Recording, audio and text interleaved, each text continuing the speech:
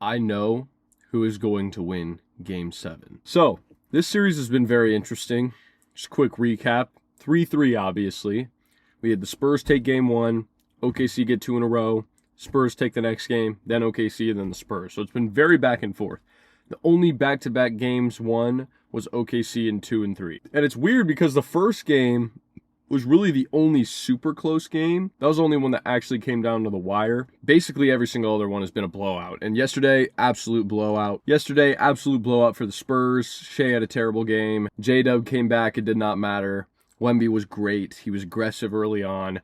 Basically got to sit through the fourth or something because they were up by like 30 by then. All I know is that the Spurs are going to win. I just have this gut feeling. Before this series, again, the Spurs were very consistently good against OKC, and I think if they just play their game the way that they're supposed to play, they will win. However, there's actually been a consistent formula that explicitly states which team will win every single game, without fail, in NBA history. You take one team's points and you weigh them against the others. So in Game 1, Spurs won because they scored more points. In Game 2, OKC won because they scored more points. So really, all it's going to come down to is who scores more points. So what the Spurs have to do is score a lot of points while simultaneously trying to stop OKC from scoring a lot of points.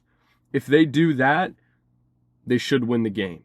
And if they don't do that, they probably are going to lose the game.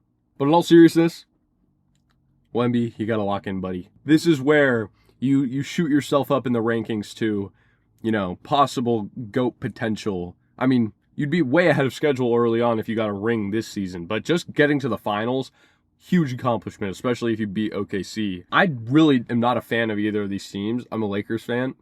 But I am such a big OKC hater. And I do love Wemby. The Spurs, they're a fun team to watch. I just think, between the Knicks and the Spurs, it doesn't really matter to me. So if we get that finals, I'd probably want the Spurs to win, but it wouldn't be the end of the world if the Knicks won. I just feel good for both teams. On the one hand, you have the big market team that hasn't been to a finals in forever. They make the finals and they haven't won in who knows how long, versus the Spurs and their up and coming new potential GOAT candidate clash versus can OKC go back to back? And also, I don't really think the Knicks have a shot against OKC. I think they do have a shot against the Knicks. Let me know what you guys think.